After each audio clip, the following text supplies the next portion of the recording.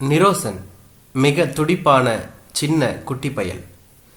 இருந்தபோதும் அவன் அம்மா அவன் சிறுவனாக இருக்கும்போதே இறந்து போய்விட்டபடியால் அவனது சுறுசுறுப்பு பாதி அடங்கி போய்விட்டது என்றுதான் சொல்ல வேண்டும்.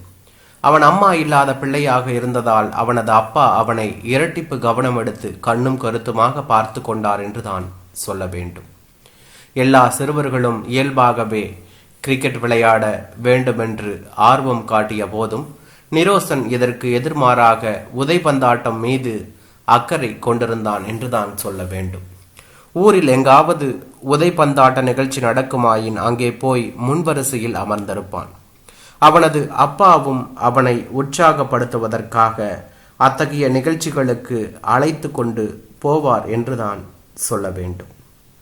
நிரோசன் பாலர் பள்ளியை நிறைவு செய்து உயர்நிலை பாடசாலைக்கு செல்ல தொடங்கிய போது அவன் அவர்கள் வகுப்பு மாணவர்களிலேயே மிகச்சிறிய உருவம் உள்ளவனாக இருந்தான். அவனது இந்த தோற்ற குறைபாடு அவனை ஏனைய மாணவர்களுடன் போட்டி போட்டு உதைபந்தாட்ட அணியில் சேர்வதற்கு தடையாக இருந்தது என்றுதான் சொல்ல வேண்டும். எனினும் அவன் உதைபந்தாட்ட பயிற்சிக்கு அழைக்கப்பட்ட போதெல்லாம் தவறாமல் சமூகமளித்து மிக ஆர்வமுடன் கலந்து கொள்வான். எனினும் பந்தயங்கள் இடம்பெற்ற போதெல்லாம் அவனது பயிற்சியாளர் அவனை அணியில் விளையாட அனுமதித்ததே இல்லை. ஆனாலும் இதனால் எல்லாம் அவன் ஒருபோதும் மன தளர்ச்சி அடைந்ததே கிடையாது. எப்போதும் போல அவர்கள் அணி பந்தயத்தில் கலந்து கொண்டு விளையாடும் போது அவன் முதல் வரிசையில் அமர்ந்திருந்து கைத்தட்டியும் கோஷமிட்டும் அவர்களின் அணியினரை உற்சாகப்படுத்துவான் என்றுதான் சொல்ல வேண்டும். அதே போல அவனது அப்பாவும் அவனுக்கு அருகில் இருந்து கொண்டு அவனை உற்சாகப்படுத்துவார் என்றுதான் சொல்ல வேண்டும். நிரோசன் அவர்கள் பாடசாலை உதைபந்தாட்ட அணியின் ஒரு அங்கத்தவனாக இருந்தபோதும் அவன் இதுவரை எந்த ஒரு பந்தயத்திலும் விளையாட அனுமதிக்கப்படவில்லையே என்பதுதான் அவனை விட அவன் தந்தையே பெரிதும் பாதித்தது என்றுதான் சொல்ல வேண்டும். ஒவ்வொரு முறையும் பயிற்சிகள் முடிவடைந்து அணி தேர்வு செய்யப்பட்ட போது அவனது பெயர் பட்டியலின் இறுதி பெயராகவே இடம்பெற்றது. அவன் அவ்விதம் அந்த பட்டியலில் இறுதி பெயராக இடம்பெற்றதற்கு காரணம் அவனே. அந்த அணியினர் சோர்ந்து போன போதெல்லாம் அதனை உற்சாகத்துடனும் உயிர் துடிப்புடனும் செயல்படுவதற்கு காரணமாக அவனே அமைந்தான். எனவே அவனது பெயரின்றி அந்த அணி முழுமை பெறாது என அவனது பயிற்றுவிப்பாளர் கருதினார் என்று தான் சொல்ல வேண்டும். அவனது உயர்நிலைப்பள்ளி வாழ்க்கை முற்று பெற்று அவன் பட்டப்படிப்பு படிப்பதற்காக பல்கலைக்கழகத்துக்கு தெரிவானான். அங்கும் கூட அவன் பல்கலைக்கழக உதைபந்தாட்ட குழுவில் இடம்பெற தவறவில்லை. இருந்தும் அங்கும் கூட அவனுக்கு பந்தயத்தில் கலந்து கொள்ளும் சந்தர்ப்பம் கிடைக்கவில்லை. ஆனால் அங்கும் அவன் உற்சாகத்தை தளரவிடாமல் 3 ஆண்டுகள் கழித்து விட்டான் என்றுதான் சொல்ல வேண்டும். அவனது பல்கலைக்கழக வாழ்க்கை முற்று பெற இன்னும் 1 வருடமே மீதம் இருந்தது. அந்த ஆண்டிலாவது தனது கனவு நனவாகுமா என்று அவன் தீவிரமாக தனது முயற்சியில் ஈடுபட்டு கொண்டிருந்தான் என்றுதான் சொல்ல வேண்டும். அப்படி இருக்கும் போதுதான் அவனது குழு பயிற்சியாளர் அந்த செய்தியை அவர்களிடம் தெரிவித்தார்.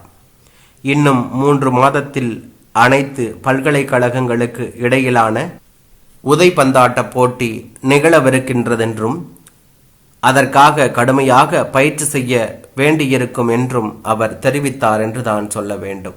அவர்களது அணியினரும் இந்த செய்தியை கேட்டு மிகுந்த உற்சாகத்துடன் பயிற்சிகளில் ஈடுபட்டார்கள். நிரோசனும் தனது அணியினர் வெற்றி பெற வேண்டும் என்ற அளவில் தன்னாலான சகல ஒத்துழைப்பையும் நல்கினான் என்றுதான் சொல்ல வேண்டும். இருந்தாலும் பந்தயத்தில் அவனை விளையாட அனுமதிப்பது தொடர்பில் பயிற்றுவிப்பாளர் தயக்கம் காட்டி கொண்டுதான் இருந்தார் என்றுதான் சொல்ல வேண்டும். அவர்கள் எதிர்பார்த்தபடி அனைத்து பல்கலைக்கழக உதைபந்தாட்ட தொடர் ஆரம்பமானது. அவர்கள் அணி காலிறுதி அரையிறுதி என முன்னேறியது என்றுதான் சொல்ல வேண்டும். நிரோசன் முன்வரிசை நாட்காலியில் அமர்ந்து கத்தி கூச்சலிட்டு உற்சாகப்படுத்துதலில் ஈடுபட்டு கொண்டிருந்தான். இறுதியில் வெற்றி பெற்ற 2 அணிகளுக்கான சாம்பியன் கிண்ணத்துக்கான போட்டி அடுத்த சனிக்கிழமை நிகழ்வதாக அறிவிக்கப்பட்டிருந்தது என்றுதான் சொல்ல வேண்டும். இந்த சந்தர்ப்பத்தில்தான் அந்த எதிர்பாராத சோக நிகழ்வு அவன் வாழ்க்கையில் ஏற்பட்டது. அன்று அவன் மைதானத்தில் பயிற்சியில் ஈடுபட்டு கொண்டிருக்கும் போது அவர்களது பயிற்றுவிப்பாளர் ஒரு தந்தியை கொண்டு வந்து கொடுத்தார் என்றுதான் சொல்ல வேண்டும்.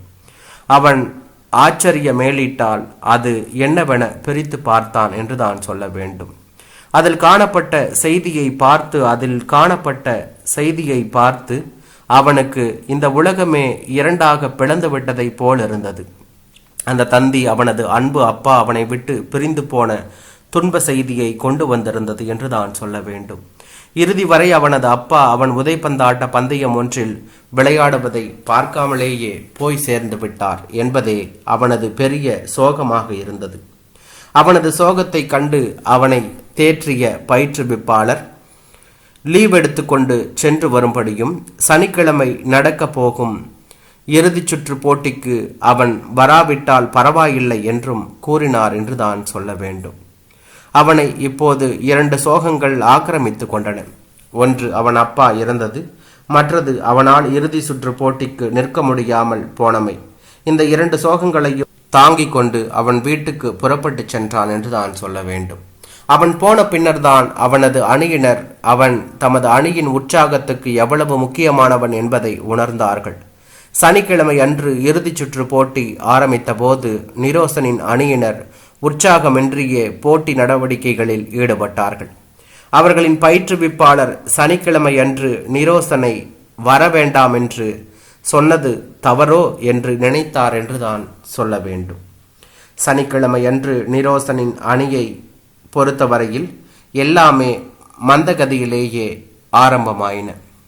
அவர்கள் எதிரணியினரை விட 10 புள்ளிகள் பின்தங்கியே விளையாடி கொண்டிருந்தார்கள் என்று தான் சொல்ல வேண்டும். விளையாட்டு இடைவேளையை தாண்டி முன்னேறி கொண்டிருந்தது என்று தான் சொல்ல வேண்டும். அப்போது ஒரு உருவம் உதைப்பந்தாட்ட போட்டிகள் நடந்து கொண்டிருக்கும் மைதானத்தின் விளையாட்டு வீரர்கள் தங்கி ஓய்வெடுக்க தயாராகும் அறை நோக்கி விரைந்தது. அது அவசரமாக தன் அணியின் மேற்சட்டை, காற்சட்டை, காலுறை, காலணி என்பவற்றை அணிந்து கொண்டு மைதானத்தை நோக்கி விரைந்தது. அது வேறு யாரும் இல்லை, நிரோசன் தான். அவனது பிரசன்னமே அவனது அணியினர் மத்தியில் கடல் அலை என ஒரு கோஷத்தை எழுப்பியது. கரகோஷம் வானை பிளந்தது. அவன் நேரே தமது பயிற்றுவிப்பாளரிடம் சென்று தன்னை பந்தயத்தில் விளையாட அனுமதிக்குமாறு மிக தாழ்மையுடன் கேட்டுக்கொண்டான் என்று தான் சொல்ல வேண்டும். பயிற்றுவிப்பாளர் ஒரு முறை அவனை ஏற இறங்க பார்த்தார். அவர்கள் அணியினது நிலையையும் யோசித்தார். பின்னர் மற்றொருவனுக்கு பதிலாக அவனை அனுப்பினார். அவன் மைதானத்தில் மின்னலென பாய்ந்து தன் நிலையை அடைந்தான் என்றுதான் சொல்ல வேண்டும். அடுத்த சில நிமிடங்களில் யாராலும் அவனை தடுக்க முடியவில்லை. அவன் எதிரணியினரால் தனக்கு போடப்பட்ட தடைகளை எல்லாம் தன் புத்தி சாதுரியத்தாலும் விளையாட்டு திறத்தாலும் முறியடித்து முன்னேறி தம் அணியினருக்கு பற்றாக்குறையாக இருந்த 10 புள்ளிகளை பெற்றுக் கொடுத்து சரிசமமாக்கினான். நிமிடத்திற்கு நிமிடம் அவனது விளையாட்டு திறமையை பாராட்டி வானமெங்கும் ஒளி அலைகள் எழுந்தன என்றுதான் சொல்ல வேண்டும். நிரோஷன் ஓடினான், பாய்ந்தான், குறுக்கும் நெடுக்குமாக பந்தை கொண்டு சென்றான். பந்தயம் இறுதி கட்டத்தை நெருங்கும் தருவாயில் அந்த மேலதிக கோலை போட்டு தன் அணிக்கு வெற்றியை பெற்று கொடுத்தான். அவன் முதலாக பந்தயத்தில் ஆடுகிறான் என யாராலும் சொல்ல முடியாது. அவன் வானத்து நட்சத்திரம் போல ஜொலித்தான். ஆட்டம் முற்று பெற்றது. அவனது அணியினர் அவனை தோள் மேல் தூக்கி வைத்து கொண்டாடினார்கள், பாராட்டி மகிழ்ந்தார்கள் என்று தான் சொல்ல வேண்டும். எல்லாம் முடிந்து போய் மைதானம் வெறிச்சோடியது.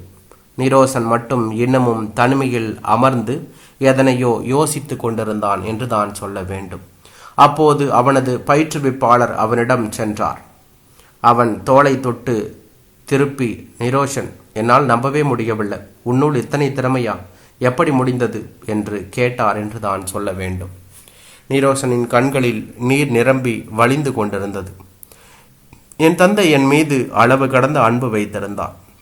அவர் நான் பந்தயத்தில் விளையாடுவதை பார்த்து சந்தோஷப்பட நினைத்தார். ஆனால் அவர் பார்வையில்லாதவர் என்பது பலருக்கும் தெரியாது. அவர் இறந்து போய்விட்டார். இன்று நான் விளையாடியதை அவர் வானத்திலிருந்து பார்த்திருப்பார். அவருக்கு நான் பந்தயத்தில் விளையாடுவதை காட்ட வேண்டுமென்று நினைத்தேன். அதுதான். அதற்கு மேல் அவனால் பேச முடியவில்லை என்று தான் சொல்ல வேண்டும். அவன் தன் பயிற்றுவிப்பாளரின் தோள் மீது சாய்ந்து கொண்டான். அவன் விசும்பல் அடங்க நீண்ட நேரம் பிடித்தது என்றான்.